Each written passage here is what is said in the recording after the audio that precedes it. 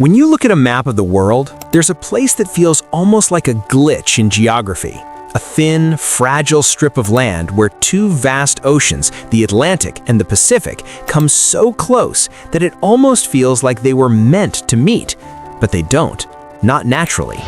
This is the Isthmus of Panama. And for centuries, this narrow strip of land wasn't just geography, it was power. Because this tiny barrier controlled the movement of ships, trade, armies, and empires. Before the canal existed, moving from one ocean to another wasn't just inconvenient, it was dangerous, brutally dangerous. If you were a captain in the 18th or 19th century, you had only two options. The first was to sail thousands of kilometers south, hugging the edge of an entire continent until you reached one of the most feared places in maritime history, Cape Horn. A place where the Atlantic and the Pacific don't gently meet, they collide. Waves rise like walls, winds scream across the water, storms appear without warning. Even the most experienced sailors feared it. Ships capsized, crews vanished, entire expeditions disappeared into cold, violent waters.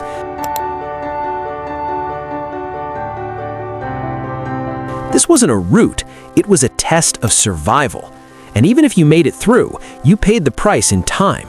Weeks, sometimes months added to a single journey.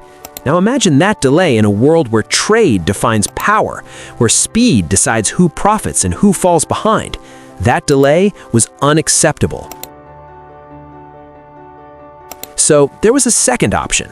Unload the cargo, transport it across the land, reload it onto another ship. But this wasn't a simple road, this was jungle. Dense, humid, unforgiving, animals, mud, disease. Every step was a struggle. Every movement was slow, and every delay cost money. This narrow strip of land wasn't just a barrier, it was a bottleneck for the entire world. So humanity did what it always does when faced with an obstacle. It refused to accept it, and instead, it imagined something impossible. What if we didn't go around the land? What if we cut through it? Not a road, not a tunnel. Canal. A navigable path for entire oceans. A decision that sounds simple until you realize what it actually means. Because Panama is not empty desert like the Suez Canal. Panama is alive.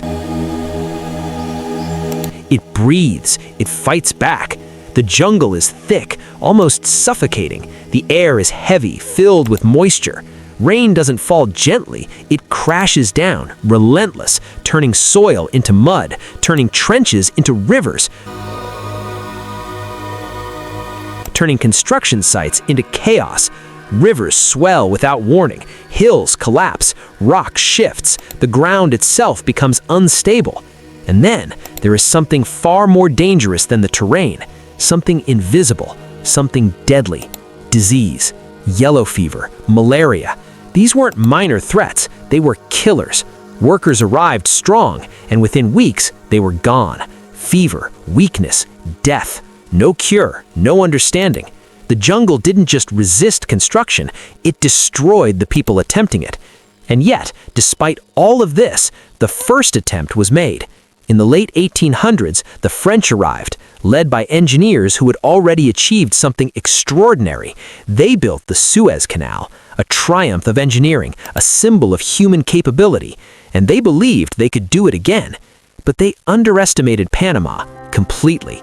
Their plan was simple: dig a sea-level canal straight through the land, no locks, no elevation changes, just a direct cut from ocean to ocean. On paper, it looked efficient. In reality, it was a disaster. Because Panama is not flat, it is layered. Ridges of rock, unstable hills, water systems that constantly change. Digging down to sea level meant removing massive volumes of earth, and every time they dug, nature erased their progress. Mudslides buried machinery, excavation sites flooded, workers died faster than they could be replaced. The project spiraled out of control, Costs skyrocketed, investors panicked, time slipped away, and eventually it collapsed. Thousands of lives lost, millions of dollars gone. A dream turned into one of the greatest engineering failures in history. For a moment, it seemed like the idea itself was impossible, that this strip of land would remain unconquered. But then, everything changed, because a new force entered the story, the United States. And for them, this wasn't just about trade, this was about dominance. Because controlling this passage meant controlling global movement. Naval fleets could shift faster, goods could move quicker, power could be projected anywhere. In the early 20th century, Panama separated from Colombia. And shortly after, the United States secured control over the Canal Zone. Now the mission was clear: finish what the French could not. But this time, they would not repeat the same mistakes. The first realization was critical. You don't fight Panama, you adapt to it. Instead of forcing a sea-level canal, they designed something entirely different, a locks-based system. Ships would not pass through at sea level. They would be lifted, raised above sea level, carried across the land, and lowered again, using water. This was the breakthrough, a concept that turned an impossible excavation into a manageable system. But the second problem remained, and it was just as deadly: disease. This time, science stepped in. For the first time, researchers identified the real cause of the outbreaks: mosquitoes. It sounds obvious today, but at the time, this was revolutionary. The response was massive, one of the largest public health operations ever attempted. Swamps were drained, standing water removed, buildings protected with nets, entire regions sanitized, mosquito breeding grounds eliminated. The death rate dropped. Workers stopped dying at catastrophic levels, and for the first time, the canal became possible. But possible didn't mean easy. Now came the hardest part: cutting through the land itself. The most iconic section of this battle is the Culebra Cut, a massive trench carved through the Continental Divide. This wasn't just digging, this was industrial warfare against the Earth. Explosives shattered rock, steam shovels tore into hills, rail systems carried away millions of tons of debris. Day and night, non-stop. But the land refused to cooperate. Slopes collapsed constantly. Entire sections of excavation were destroyed overnight. Workers would spend days digging, only to lose everything in minutes. It was a cycle: dig, collapse, repeat, again and again. And yet, they kept going. Because by now, this wasn't just a project, it was a mission. But cutting through land was only half the battle. Because Panama was not just earth to be moved, it was water that had to be controlled. And not just any water, unpredictable water, violent water, the kind that doesn't follow rules. At the center of this challenge was the Chagres River, a river that could transform in hours from calm to catastrophic. During the rainy season, it didn't just rise, it exploded, flooding entire areas, destroying progress, turning construction zones into chaos. If left uncontrolled, it would have made the canal impossible. So instead of fighting the river, engineers made a decision that changed everything. They would turn it into the canal itself. The idea was bold: build a massive dam, flood an entire region, create a lake so large that it becomes part of the canal. This wasn't just engineering, this was transformation. And the result was the creation of Gatun Lake. At the time, it was one of the largest artificial lakes in the world. But this lake wasn't just a reservoir, it was the heart of the entire system. Ships wouldn't just pass through narrow cuts anymore. They would sail across this lake, floating above sea level, using it as a natural highway. And more importantly, the lake became a massive storage system, because the canal's most powerful mechanism depended entirely on water. To understand the canal, you have to understand one thing: it does not work like a river. It works like a machine, a giant, precise hydraulic system. At both ends of the canal are massive lock complexes, each one made of giant chambers. These chambers act like elevators, but instead of cables, they use water. A ship enters a chamber, the gates close behind it, and then water begins to flow in, not pumped, not forced, but guided by gravity. Slowly, the water level rises, and with it, the ship, until it reaches the level of the next section. Then the gates open, the ship moves forward, and the process repeats. Step by step, the ship climbs until it reaches the level of the lake, roughly 26 meters above sea level. It doesn't sound like much until you see a massive cargo ship weighing tens of thousands of tons rising silently on water. Then, on the other side, the entire process reverses. Water is released, the ship descends, and returns to sea level. Ocean to ocean, through elevation. This system sounds simple, but in reality, it is incredibly precise because the chambers are tight, extremely tight. Ships are designed specifically to fit through them. For decades, vessels were built according to one standard, Panamax, the maximum size that could pass through the canal. Inside the locks, there is almost no room for error. A ship drifting even slightly off course could hit the walls, damage the structure, or block the entire system. To prevent this, special locomotives were used, known as mules. They didn't pull the ships, they guided them, holding them steady with cables, keeping them perfectly aligned. It was a choreography of steel, water, and control, and every movement had to be exact. Behind the scenes, the canal was more than locks and water. It was an entire industrial ecosystem. Railways moved materials during construction, control towers monitored operations, engineers calculated flows, pressure, and timing. Every ship passage required coordination, scheduling, planning, because the canal is not just a passage, it is a system, and if one part fails, everything stops. In 1914, after decades of struggle, the canal opened, and in that moment, the world changed completely. Routes that once took weeks were reduced to days. New York to San Francisco,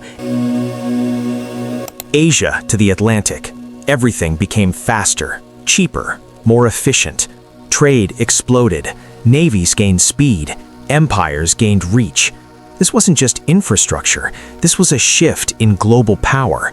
And the timing was no coincidence, because in that same year, the world entered World War I, and suddenly, the ability to move naval fleets quickly between oceans became a strategic advantage. The canal wasn't just economic, it was military. For decades, the canal dominated global trade, but success created a new problem. Ships kept getting bigger. More cargo, more efficiency, more scale. Eventually, they became too large for the canal itself, and this created a bottleneck, a limit on growth. So once again, the canal had to evolve. In 2016, a massive expansion project was completed. New locks, larger chambers, greater capacity, allowing a new class of ships to pass through, Neo-Panamax. These ships carry significantly more cargo, which means fewer trips, lower costs, greater efficiency. The canal adapted, because if it didn't, it would become irrelevant. But despite all its strength, the canal has a vulnerability. Water. Fresh water. Every time a ship passes through the locks, millions of liters of fresh water are used, and that water flows out into the ocean. It cannot be reused, which means the canal depends on rainfall, on the lakes, on the environment. If rainfall drops, water levels fall, and when that happens, fewer ships can pass, which means delays, higher costs, global disruption. This isn't just engineering anymore, it's climate. And in recent years, this has become a real problem.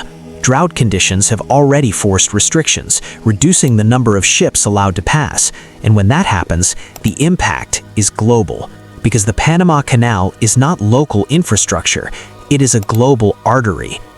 there is another layer to this story, one that goes beyond engineering: control.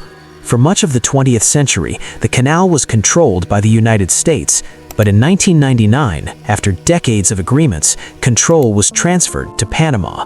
Today, it is managed by the Panama Canal Authority, but global interest never disappeared, because whoever influences this passage influences trade, and in today's world, that includes major powers watching closely.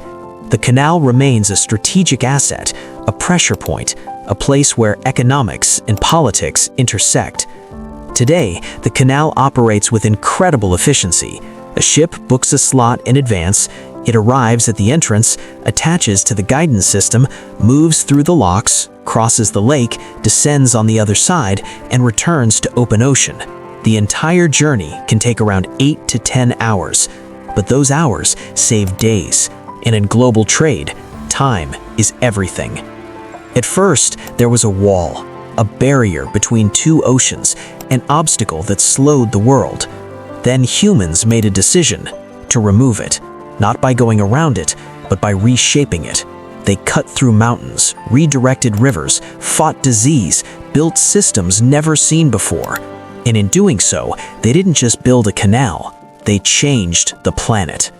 The Panama Canal is not just water and concrete, it is proof that human ambition can override geography, that obstacles can be redefined, and that the line between impossible and possible is often just persistence. Two oceans, one separated by nature, now connected by choice. And that choice still shapes the world every single day. If this story changed the way you see the world, then you are just getting started. Because there are places on this planet where geography still controls power, and stories that are even more unbelievable.